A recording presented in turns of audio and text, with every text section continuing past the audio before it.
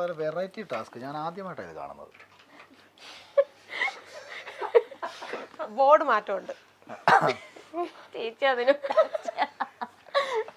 Okay ഇത്രയും creativity ഉണ്ടെങ്കിൽ നിനക്ക് ബിഗ് ബോസിന്റെ വരുന്നുണ്ട് ക്രിയേറ്റിവിറ്റി. വെയിറ്റ് ചെയ്യും, ഇത് ഇച്ചിരി ഒന്ന് റിലാക്സ് ചെയ്യാൻ വേണ്ടിട്ടാ.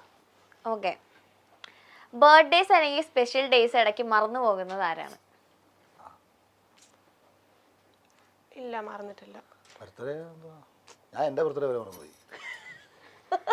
അല്ല, നമ്മുടെ ആയാലും പിള്ളേരുടെ ആയാലും എല്ലാം ഓർത്തിരുന്ന്. കള്ളം പറയുന്നു. എപ്പോഴാ നിങ്ങൾ എപ്പോഴാ മറന്നേ?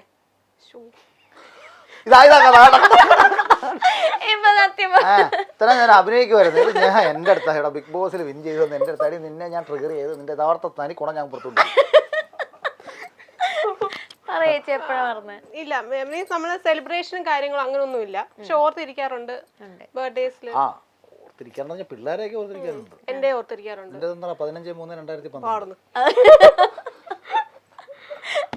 വെൽഡിങ് ആനിവേഴ്സറിയും. വെൽഡിങ്ങോ അങ്ങനെയല്ലേ പറയുന്നത്? Happy welding anniversary. ഇവരുടെ അമ്മ ഇങ്ങനെ താക്ക ഊതി പരിപ്പിച്ചോണ്ട് വന്നിട്ട് ഇങ്ങനെ ഒട്ടിച്ചു കുഴിച്ചതാ. വെഡിങ് ആനിവേഴ്സറിക്ക് രാവിലെ എണീറ്റ് രണ്ടുപേരും വിഷ് ചെയ്യാ അങ്ങോട്ടും ഇങ്ങോട്ടും. ഞാൻ വിഷ് ചെയ്തിട്ടില്ല ഇതുവരെ. ഞാനും വിഷ് ചെയ്തിട്ടില്ല. എന്നെ വിഷ് ചെയ്തിട്ടുണ്ട്, ഉമ്മയും തന്നിട്ടുണ്ട്. അച്ഛടാ, അയ്യേ അഖിലേണ്ണ അതുപോലെ ഓർമ്മയില്ല. ഇപ്പൊ അഖിലേണ്ണ എന്റെ ജീവിതത്തിൽ എനിക്ക് അഭിനയിക്കേണ്ടി വന്നിട്ടുണ്ട്. ഞാൻ മറന്നുകാടി എന്നാ ഗതികെട്ടങ്ങാടി ചെയ്തത് എനിക്ക് ഓർമ്മയൊന്നുമില്ല കേട്ടോ. സത്യം പറഞ്ഞു എനിക്ക് അങ്ങനെ.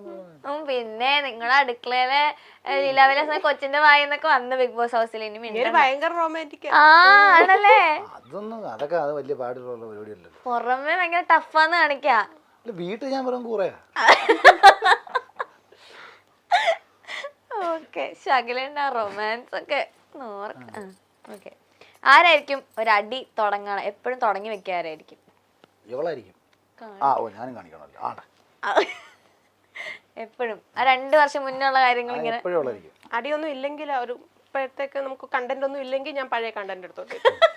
ചേട്ടാ സ്ട്രാറ്റജി ഒക്കെ ഇറക്കാറുണ്ടാ? എന്തായാലും പറഞ്ഞിങ്ങനെ കുടുംബം ചൊറിഞ്ഞോണ്ട് വരും എൻ്റെ അടുത്ത്. എൻ്റെ പറഞ്ഞാൽ വിട്ടാ കിട്ടാതെ. എനിക്ക് പണ്ട് എനിക്ക് നുള്ളു കിട്ടുന്ന ഭയങ്കര ഇഷ്ടമായിരുന്നു. നുള്ളു വെച്ചാൽ നല്ലോണം വേദന. എന്റെ അണ്ണന്റെ നുള്ളു ഇവിടെ തന്നെ. ഞാനേ ഇവിടെ എൻ്റെ അടുത്ത് വടക്കുണ്ടാക്കിട്ട് നോവിച്ചാല് ഇവളത് ഇങ്ങനെ ഇരിക്കും. കടിച്ചാലും നോവിച്ചാലും ഒക്കെ ഉണ്ടല്ലോ, ഇത് വേദനിക്കാത്ത രീതിയിൽ അങ്ങ് ഇരിക്കും. അത് ഇഷ്ടമാന്ന് തോന്നുന്നു. എന്നിട്ട് പിന്നെ ഒരാഴ്ച പാട് കാണും. അത് നോക്കിക്കോണു എന്റെ അണ്ണൻ. ഇന്ന് രാത്രി എനിക്ക് ഇവിടെ ഒരു കടി ഉമ്മ നിന്നിട്ട് വേണം ഈ ലവ് ബൈറ്റ് നാളത്തെ ഇന്റർവ്യൂവിൽ കാണണം. ഒരുപാട് നാളത്തെ ഇന്റർവ്യൂവിൽ ആൾക്കാർ ചോദിക്കട്ടെ ഇവിടെ ഒരു കടി എനിക്ക് ഒന്നുമില്ല. ഇവര് ശരിക്കും റൊമാൻറ്റിക്കാ നമ്മുടെ മുമ്പിലൊക്കെ അഭിനയിക്ക. അയ്യോ ഇതെന്താടാ നെഞ്ചത്ത്? ഇതായിരുന്നു. അയ്യോ കണ്ടാ, ടാസ്ക് വന്നപ്പോ ചേച്ചി സംസാരിക്കാൻ തുടങ്ങിയണ്ട. ഇനി പല കാര്യങ്ങളും ഞാൻ പുറത്തെടുക്കും. ഞാൻ ചോദിക്കണ്ട അമ്മൂമ്മയുടെ ചോദ്യം കണ്ട. ഇപ്പൊ ഈ കഥ പുറത്ത് വന്നില്ലേ? ഇത് ഞാൻ പഴയ പടത്തിൽ ജഗതിച്ചേട്ട ഒരു ഇന്റർവ്യൂ നേരിട്ട് രമണയിരിക്കും ഗോപാലൻ അല്ല നീ ചോദിക്കണോ തന്നെ അമ്മൂമ്മയുടെ ദിവസമ്മ മഹാചര്യത്തിനത്. ഓക്കെ, ഫുഡ് കഴിക്കാൻ മടി ആർക്കാണ്? യുവക്കും ഉണ്ട് കേട്ടോ. ഞാൻ കറക്റ്റ് സമയത്ത് അങ്ങനെ. ഫുഡ് ടേസ്റ്റ് വേറെയാണ്. എന്തൊക്കെയാ ഫുഡ് ടേസ്റ്റ്? നമുക്ക് ബിരിയാണിയൊക്കെ ഭയങ്കര ഇഷ്ടമാണ്. എനിക്ക് ബിരിയാണിയുടെ ആളാണ്. ഞാൻ ഇതൊന്നും കഴിക്കാറില്ല. ഞാൻ ഉണ്ടാക്കുന്ന എല്ലാം കഴിക്കും. എന്റെ അണ്ണൻ എന്താ ഏറ്റവും ഇഷ്ടം ചേച്ചി ഉണ്ടാക്കുന്നതില്?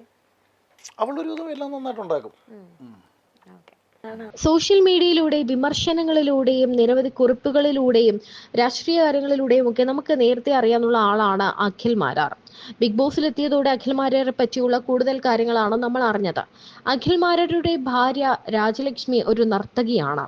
പലപ്പോഴും അഖിൽ മാരാർ ഒരു ഷോവനിസ്റ്റ് ആണ്, ഭാര്യയ്ക്ക് സ്വാതന്ത്ര്യം കൊടുക്കാത്ത ആളാണ് എന്നൊക്കെ പറയാറുണ്ടെങ്കിലും ഇവരുടെ ഇന്റർവ്യൂ കാണുമ്പോൾ നമുക്ക് മനസ്സിലാകും ഇവർ തമ്മിൽ എന്തോരം സ്നേഹമാണുള്ളതെന്ന്. ഇവരുടെ കല്യാണം എങ്ങനെയാണ് നടന്നത് എന്ന് അഖിൽ മാരാർ പറയുന്നുണ്ട്. സ്ത്രീധനത്തിനെതിരെ സംസാരിക്കുന്ന ആളാണ് അഖിൽ മാരാർ. എന്നാൽ രാജലക്ഷ്മിയുടെ അമ്മയ്ക്ക്, അഖിലിന്റെ ഭാര്യയുടെ അമ്മയ്ക്ക് അവളെ നിറ സ്വർണത്തോടെ കല്യാണം കഴിപ്പിക്കണമെന്നായിരുന്നു. അതുകൊണ്ട് തന്നെ അങ്ങനെ സ്വർണം വാടകയ്ക്ക് എടുത്താണ് കെട്ടിച്ചതെന്നാണ് അഖിൽ മാരാർ ഇപ്പോൾ തുറന്നു പറയുന്നത്. അത് മാത്രമല്ല, ആദ്യം ഭാര്യയുടെ അമ്മയുമായി നല്ല സൗഹൃദത്തിലായിരുന്നെങ്കിലും പിന്നീട് താൻ ശത്രുവായി. അവരുടെ സ്വത്തെല്ലാം എടുക്കാൻ വന്ന ആളായിട്ടാണ് തന്നെ കണ്ടത്. മാത്രമല്ല, തന്റെ ഭാര്യ തന്നെ തല്ലിയതിനെ കുറിച്ചും അഖിൽ തുറന്നു പറയുന്നുണ്ട്.